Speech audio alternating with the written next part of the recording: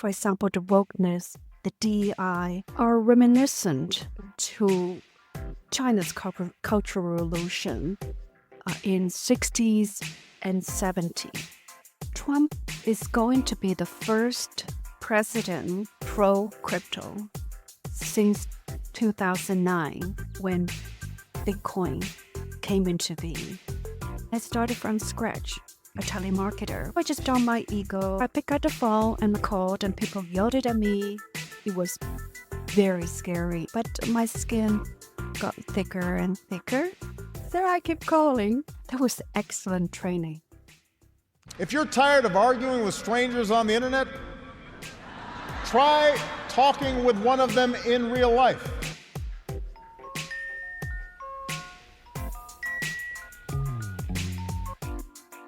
Welcome to Back in America, the podcast.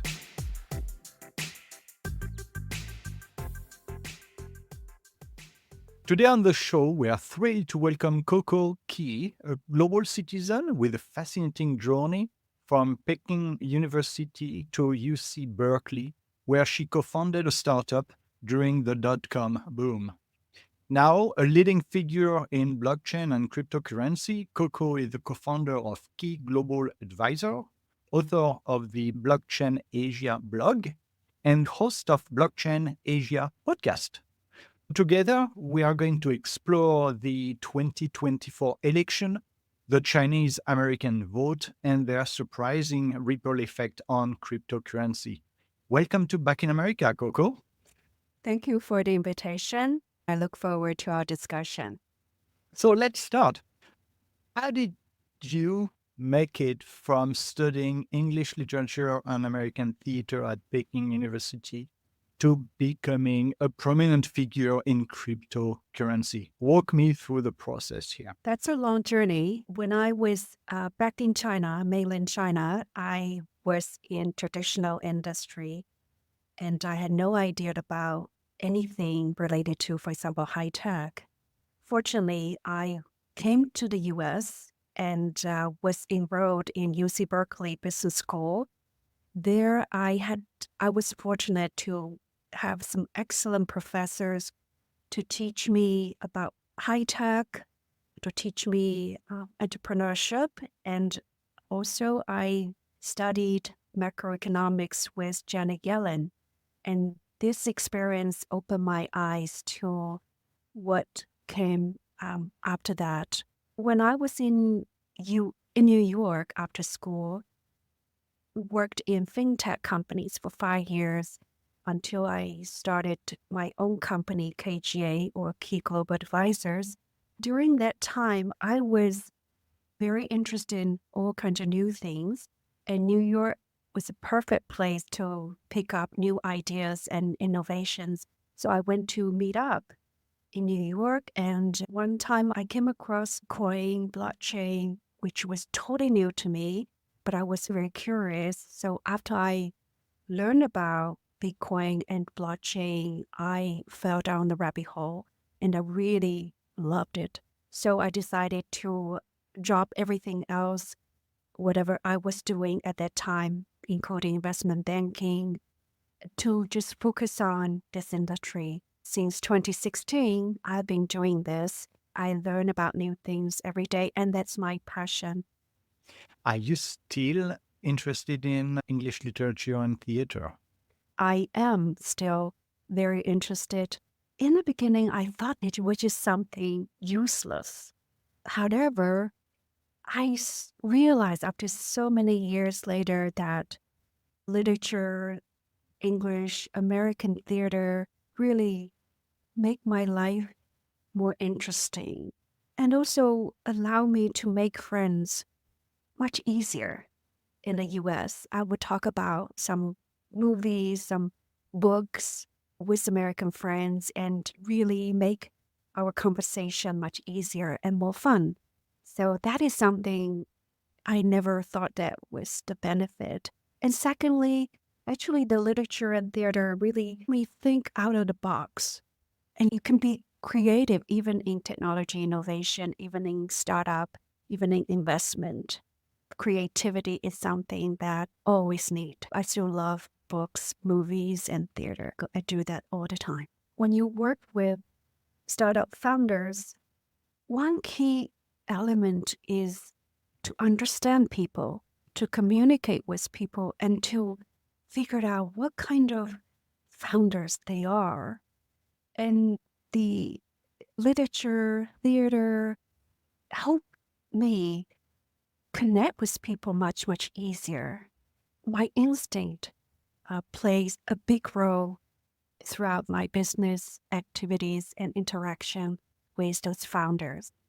How old were you when you came to the US? I was past 30, secret though. I can't tell you too much, but I already passed 30 when I came to US. So I was considered old in my class. Most of my classmates were in their mid-20s.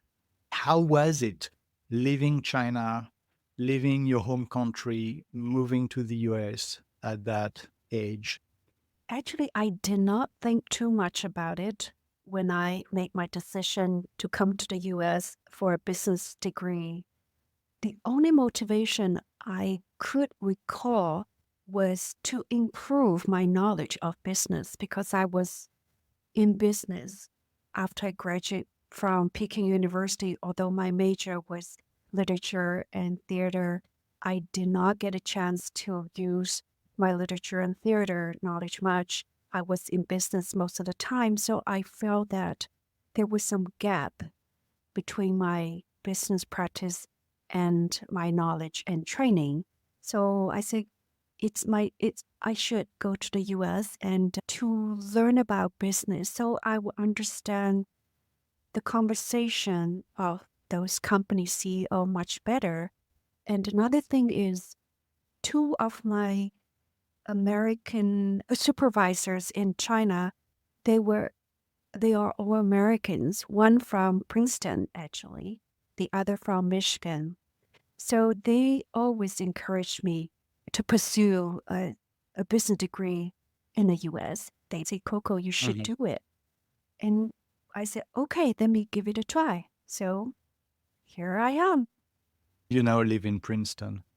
Yes. So when did you decide that it was not going to be just study, but you were actually going to stay and live in the US? When I graduated two, it was a very difficult time because the high-tech bubble burst and Mhm. the economy was in recession. I didn't have any job offer at all. I really faced the challenge of staying in this country because as an international student, you had this OPT visa. That's only just a very short period of time, maximum 9 to 1 year, but no job offer, nobody sponsor you. That means you had to leave the country. I still wanted to stay in this country because I wanted to learn more about this country, to see how things are operated and how people in this country live, what kind of life they live, and how they think, how they do things. These are all the things I was very, very curious about. So I decided no matter how difficult, I still had a window of at least 9 months to give it a try. I decided to live the most out of at least 9 months and experience as much as I could What was your first job? at New York City Opera because I couldn't land any job. And in order to make a living and also to have some experience in the US, I knocked at every door that I came across, and whoever would agree to sit down and talk to me. And New York City Opera, telemarketer under their marketing department, was very kind to say, it's okay, just come and give it a try when you were looking for the next job. So I gave it a try. It was very hard to be Mhm. a telemarketer, but I learned so much. Now everything has its skill set, very special skill set. It trained me not to worry too much about my ego. I just put down my ego. Yes, I was an MBA grad. I came from China. I worked as chief representative of an American company, was very successful before, but I just forgot about all my history, my past, and I started from scratch. I picked up the phone and called, and people yelled at me. It was very scary in the beginning, but my skin got thicker and thicker. So I kept calling. That was excellent training. Do you have a family in the US? No, I do not So have you any really came family. on your I have one friend in New York who is the sister of my boss, one of my bosses in China. So she allowed me to stay in her place for a couple of months to settle in New York. She always encouraged me and showed me the best part of the city. She took me to museums, to theaters, and I fell in love with the city. And I said, this is the place I want to stay. Okay. I've got a question about Chinese and American name.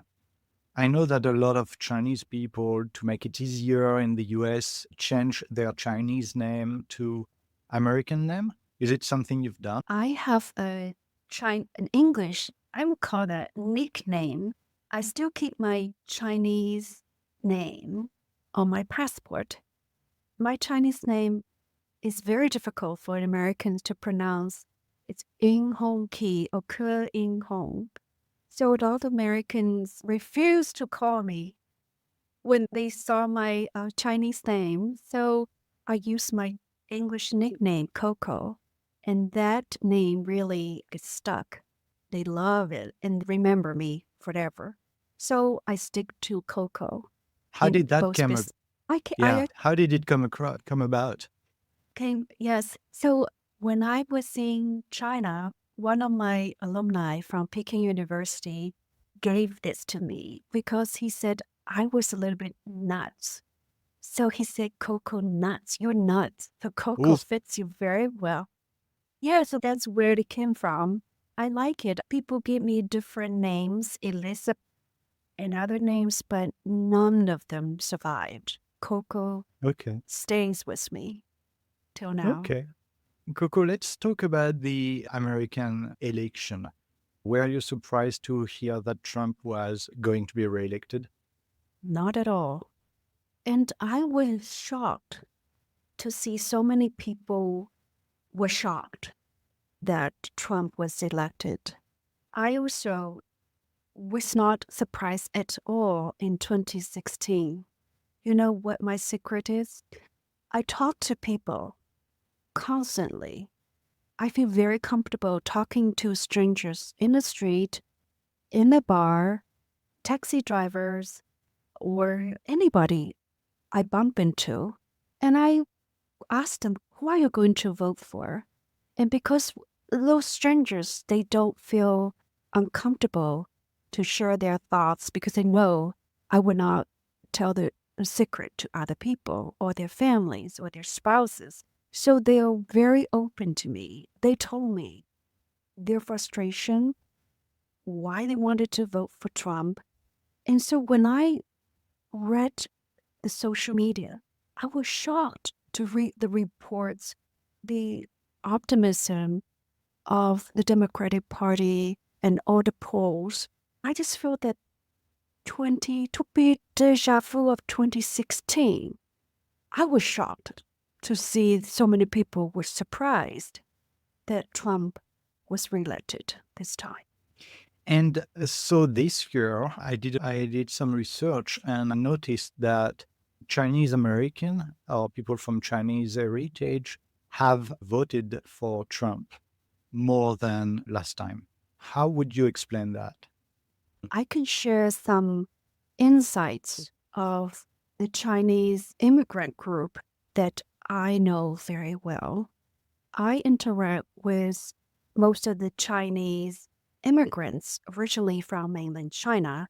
Some have been here for decades, while most of them have been in this country for at least 10 years.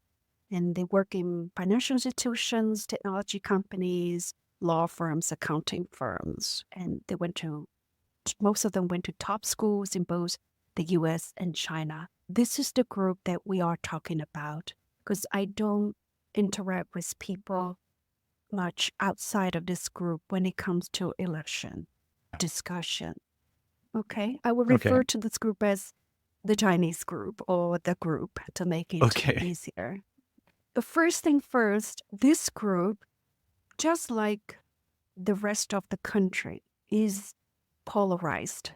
Those who are opposed to Trump share the same mainstream dislikes of Trump as a person or their concerns about his threat to democracy. But that's not the focus of my discussion. I want to focus on the second group. We voted for Trump. I draw my observations and insight from WeChat groups that I am part of.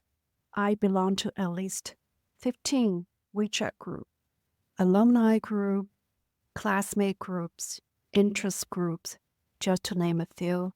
I interact with Chinese immigrants from different political spectrum, from the left, middle, to the right. So for the group who voted for Trump in 2024 election, they have some nuanced motivations. Could be different from 2016. And I want to highlight three of the factors. The first is their parallels that they draw between the U.S. ideological trends and China's Cultural Revolution are reminiscent to China's Cultural Revolution in 60s and 70s. China's Cultural Revolution is class-based discrimination or the special treatment of people. For example, if you were born into a more privileged background, then you would be sent to remote area to work in farmlands to be re-educated, while those who were born into less privileged group or background, they were favored in workplace. And so that social categorization was a nightmare that's still lingering in Chinese immigrants, especially those who were born in 70s or earlier. So that's one group. And the second group I want to talk about is those who are already parents. They have their children still in school.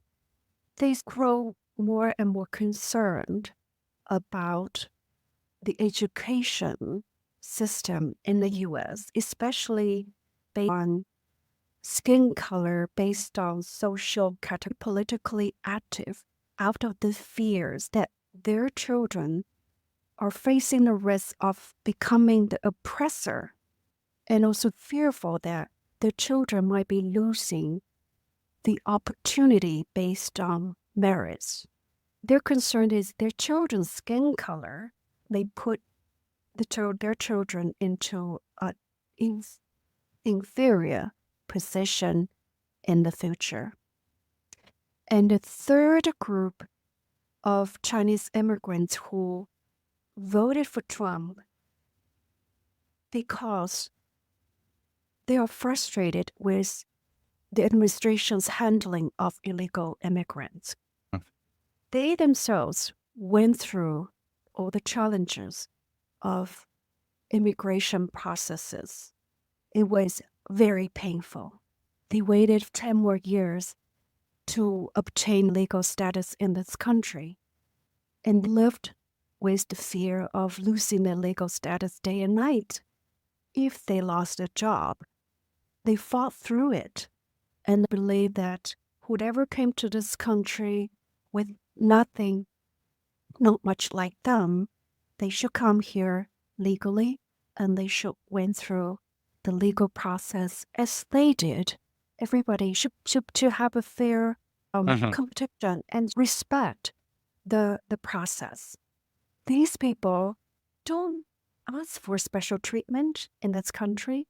The only thing they want is a level playing field. As soon as they see systematic barriers to fair competition, they will stand up. Usually are apolitical. They are not very interested in politics, but as soon as they see the risk and the barriers coming from the horizon, they have to respond and to take action. These are the three factors that I observe and I want to Yeah, share with it's very clear. So the older generation, you spoke about the woke culture, DEI, you. which Yeah. was reminiscent of the Cultural Revolution. And then you've got people with children at school and the discrimination based on their skin color or fear of. And finally, all those that have made their way through the very complex immigration process who do not appreciate illegal immigrant coming to this country and not having to go through the same process. I'm wondering what will happen because we heard Trump wants to have extremely high tariff on China.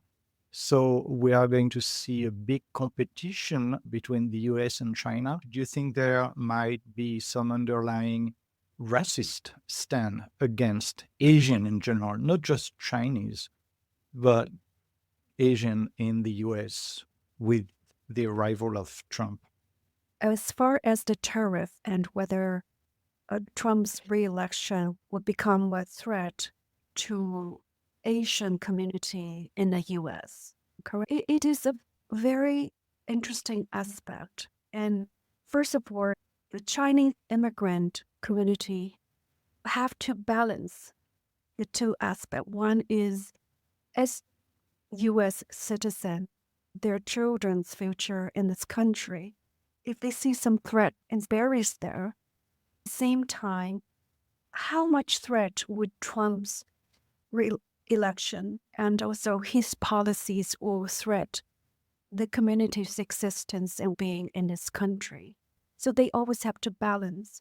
But when they look back, so from some groups' discussion, some Chinese pointed out that between 2016 and 2020, there were some, what do you call that, narratives from Trump against Chinese, especially the COVID. He called that China virus.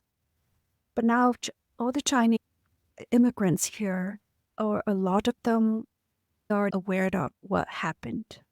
And secondly, they also compare the policies that Biden administration put together and Biden administration's attitude toward China and also toward Chinese communities. They don't see much difference. Things even sometimes at a certain point will even got worse. They consider Biden more a real politician. He is much better in dealing with Biden, China you mean? than Trump. Biden is doing things that are more destructive or damaging to China than Trump. More Chinese, including those in mainland China, started to prefer Trump to Biden. They said we would rather have someone who is more mercenary, who wanted to negotiate, who wanted to bargain with us, versus using some very fatal political measures and practices against China. So they prefer Trump. That is a change in the attitude among Chinese, including those in mainland China, which was surprising to me. I read that you have discussed Chinese advancements in electric vehicle and sustainable energy. I wonder if you think that despite Trump's election, the two countries will be able to continue to work together or maybe start to work together on those areas. There is obviously a big competition between the two when it comes, for example, to electric vehicle, and there is a big dependency on Chinese for sustainable energy. So how do you see that shift happening? The first thing I would say that China is way ahead of the US in electric vehicle. And so that is the question. So here comes the question. What would be the policy for the US towards China's advantage? China is exporting to the US market. So that is something that US has to take into consideration. What would be the best for the interests of the US market? And I would say that more Chinese companies, including some EV battery manufacturers, are already thinking about opening a factory in the US because they realize under Trump administration, there's little chance for them to export freely into this country. I do see a lot of discussion about coming to the US and to manufacture locally, or they start to look into the opportunities in Mexico to see whether they would be able to manufacture there and then export into the US. But Trump probably will keep that door closed. He has policies to address that loophole. That's fascinating. I heard you mention the echo chamber Americans are in, where they look at their market, they look at their country, and they forget the rest of the world. Do you think that Americans are well aware of what's happening in China? People who, including one of my bosses, he used to work in China. He started to write about China's EV industry, and he has so many followers. People here in this country are shocked to learn how advanced China has been in EV industry, for example. And recently I went back to China after 5 years. My first time after COVID, it's 5 years I haven't been back. And I saw so many EVs on the road and charging stations everywhere. I can't even recognize a lot of brands running on the street. It's everywhere. China is way ahead, at least in EV. In the just past 5 years, things changed dramatically. GM in China recently said that they had to restructure their operation. Maybe they will suffer significant loss out of this restructuring. I'm not sure how many Americans are aware what has happened or is happening in China. Interesting. I want to switch to cryptocurrency. And so we all noticed that thanks to Trump being reelected, the Bitcoin went up over 100,000 and that all cryptos in the green. Why is that? How do you explain that? Trump is going to be the first president pro-crypto since 2009 when Bitcoin came into being.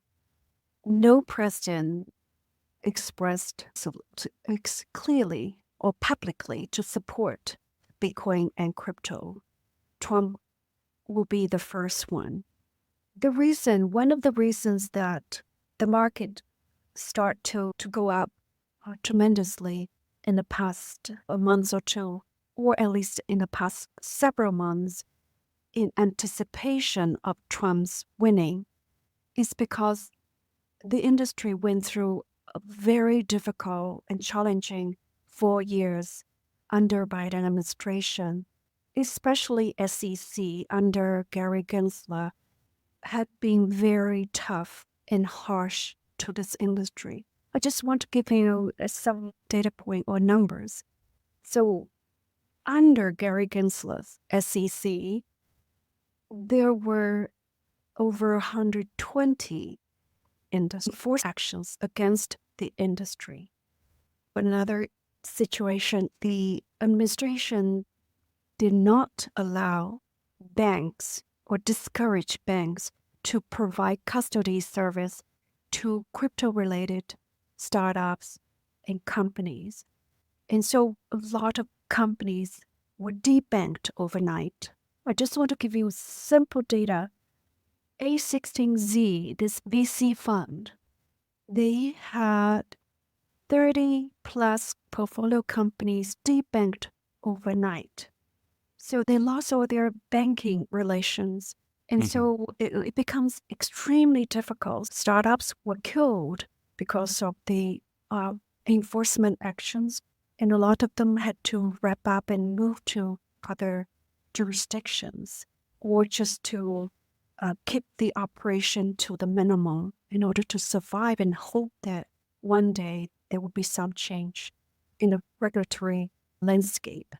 So the industry is fed up with the regulators overreach, the regulators overregulate Europe, from Asia, startup founders that the US is their market now for this industry.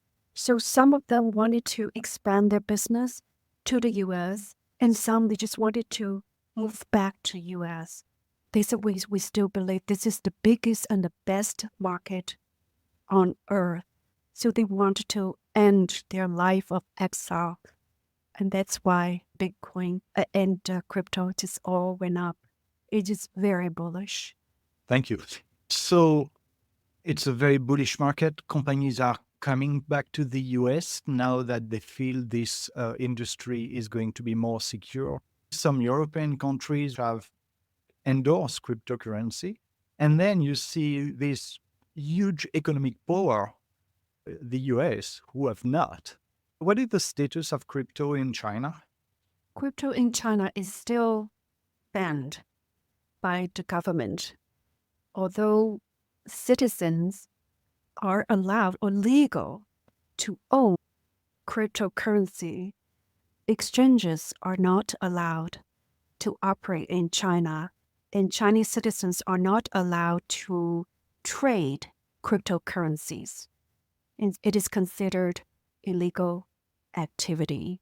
And also Bitcoin mining has been pushed out of China because government just consider that illegal because it's related to Bitcoin. How do you explain the fact that government either legalize it or make it illegal? What are the threats for government? I want to understand why some countries are legalizing cryptocurrencies while others are banning it and making it illegal. What are the motivation behind those rules? I can only speak or explain why Chinese government is not friendly to crypto. One of the reasons is China is a capital controlled. They control the capital outflow. They do not want people to move their money out of the country easily. But crypto is a way for people to move capital around freely. And that's why Chinese government see it as a threat. That reminds me, when we met earlier on, you said you were recommending that people put part of their saving on crypto just to be able to move from one country to another or to escape something bad that could happen to any country. Are you still recommending that? It depends on what I recommend people. I do not recommend people to put money in cryptocurrencies or Bitcoin, but I do see examples of how crypto help people preserve their wealth and also move the capital out of the country when they go through persecution by the government. That is what I saw, real cases of how crypto helped them.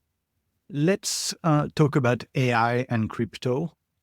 I've read that you predicted that AI will be increasingly converging with blockchain technology to create a more decentralized AI system. Can you explain that? I'm not the expert on this area, but one thing that blockchain will play a critical role in is decentralize the data. Because right now, all the data came from, for example, some big companies like Google, Microsoft, and those big tech. They collected a lot of data from users. But if you want continuous supply of quality data, you need data from users on a daily basis. And you need to create a way to compensate these people. Blockchain is a way that would enable this. People will share their data through the blockchain, and you come up with compensation scheme through the tokenomics to compensate them, to motivate them, incentivize them to provide their data. Cryptography would enable the privacy of the data. When you provide data to AI for training, you don't want them to see all your private information. So cryptography would also play a key role. And another thing that I would see blockchain play a role in decentralizing AI is a GPU. You can put all the GPU on blockchain and through tokenomics to incentivize people. So Yeah. NVIDIA provide all the chips to power AI, and through the blockchain and its tokenomics mechanism, you will be able to allow people to use spare computing power to drive the AI, so that the AI would not be controlled just by one or two big companies. And so Peter Thiel said one thing that I really resonate with me. The AI companies are more, it represents socialism or totalitarianism because they control more and more data and power, while blockchain is decentralized and would try to balance out AI's centralization of computing power. Very interesting. So you see, is it a trend that you've identified where AI and blockchain are coming together? Yes, there are some very interesting startups. They put all the spare computing powers on blockchain and compensate those people who contribute to the computing power. I also see even AI agents are now working on blockchain. It is a new trend. I don't know much, but I'm observing it. So these are the two things which are growing very fast. That's fascinating. We are getting at the end of this interview. Would you recommend someone that has no clue about cryptocurrency to start investing in cryptocurrency? Where should they start? I would suggest them to start with putting some money in ETF. Right now you have Bitcoin ETF and Ethereum ETF. Open an account with, for example, Fidelity, and just put small amount of money in your 1K, and just put a little money to start with and keep it there Okay. and See, for hold the it. long term. Yes. Okay. What is America to you? America is a land of freedom and opportunities, the best on earth. Do Thank you you. want to add anything to our discussion? I enjoyed the conversation, and it's the first time since I moved to this country for people to ask me about what I think of the US and talk about the election. I had no idea about politics before and had no interest in politics until 2016 when Trump took office. And it opened my eye and just to understand what it means for politics in this country. I had no idea before. And so to his credit, a lot of Chinese also start to pay attention to the politics, to the best and the worst. Coco Kee, thank you so much for your time. Thank you, Stan, for inviting me. Thank you for listening. If you want to support the work I do with Back in America, please leave us a review on your podcast app and let your friends know about this podcast. Our next conversation will be with Professor Maurice Wallace, Associate Chair of the English Department at Rutgers University. We will talk about James Baldwin, Black American vernacular, the legacy of slavery, and other topics related to the Black experience in America.